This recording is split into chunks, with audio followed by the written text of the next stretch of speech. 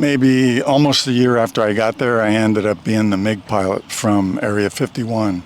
So each class would go to Nellis and then fight me in the 17 or the 21. So let's double click on that detail.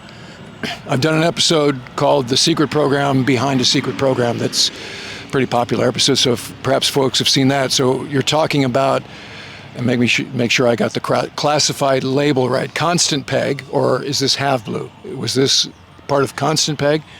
No, they hadn't even it was thought before about that was a thing. Before Okay. Constant Peg was a thing. Okay. These were Air Force System Command airplanes in a whole different program like Have Idea, Have Donut. And we just used those airplanes to expose the Top Gun class to them. So MiG-17s, MiG-19s, is that what you said you had in the inventory? 21s and 17s. Okay, 21 17s. And you're flying out of, you said Area 51. What field? Is that Tonopah or Grooms Lake, or are you authorized to say? It's you can say now.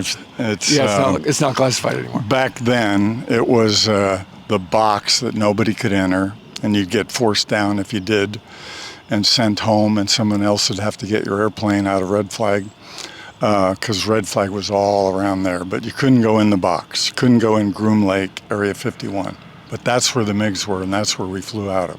So the Top Gun guys were authorized to come right overhead our field and fight. Okay. And that's where we fought.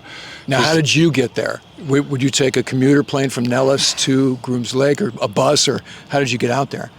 That was the greatest part.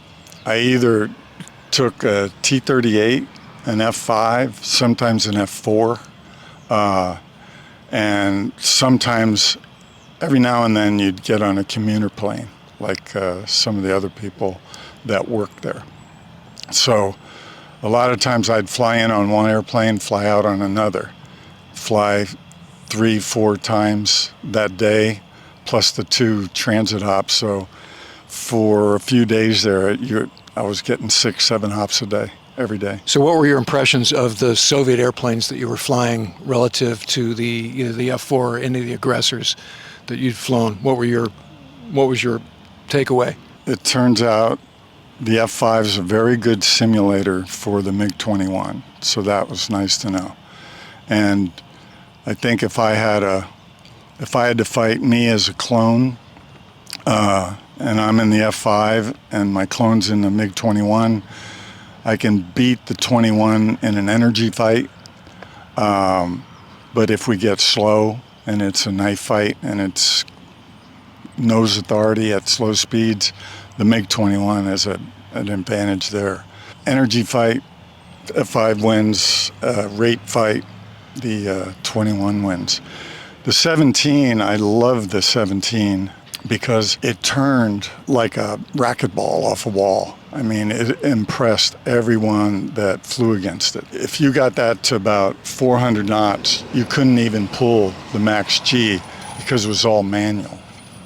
So it basically took all your bicep strength to put G's on it, and you could feel the stick almost bending when you're at high speeds.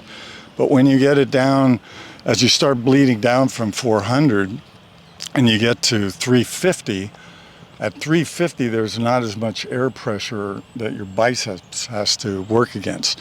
So at 350 you can pull 7.5 G's, and that's when the airplane, imagine an airplane at 350 doing 7.5, boing. The A4 was a pretty good simulator in size, but not nearly like the 21 and the F5.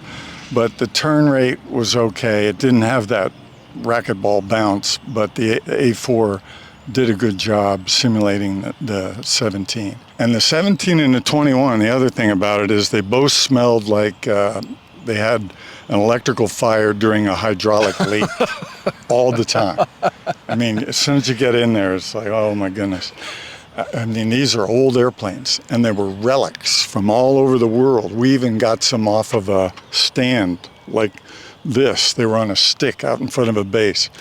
And we brought 20 2 MiGs in from all over the world, and our maintainers, who had long hair, long beards, and were basically undercover Air Force guys, put them together with all the spare parts and kept us flying every day for years. They kept those airplanes flying. And the Soviets built them as throwaways, like 200 hours, throw the engine away. And we couldn't do that. We had to just keep using them. The bad part was the cockpit came down right above my knees, because I'm 6'3", and they were built for little 5'8" guys, and back in the 50s. I knew, and the other tall guys in the squadron knew, if you had to eject, you were going to lose your leg right above your knee in both aircraft. So especially the 17. So I kind of knew every time I flew, I wasn't going to eject. So how long did you do that part of the Top Gun job, the MiG flying part? I did that for probably 13, 14 months at Top Gun. And that's when I was there for over 2 years. And that's when Constant Peg started up. Okay. And it was just perfect to go. Well, you're already qualled. We got Air Force aggressors that are going to transition. Why don't the Navy send you over here? So the Navy said, yeah, good idea. Let's do that. So I went to Nellis and lived in Las Vegas for 2 years and did what I was doing with the Top Gun class with everyone, Air Force, Navy, Marines, Red Flag, you name it. We flew MiGs against them. And the exposures were really important, because that's really an old airplane, and we're fighting much more modern airplanes. But the first couple times, the first couple fights, our guys don't do that good. And you could tell right away, anybody that's ever fought, the first thing that happens is the lift vector comes off you, and you realize, okay, you either lost sight or you lost SA.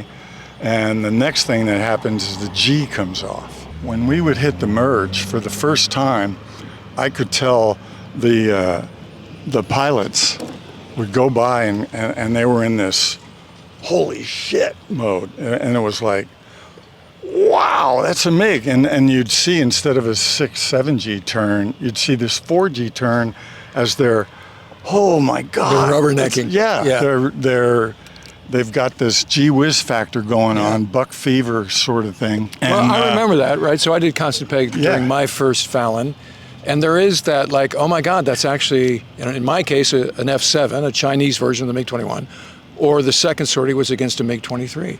Right. And so there is that, like, I can't believe that it's surreal, right? It was surreal for a lot of them, and that's why we had to do more than one sortie each. Right. Because the first engagement or two, they just kept looking at you until you got behind them and shot them. Then you go back and brief and remind them about where you're strong, where the MiG is weak, and how to exploit that.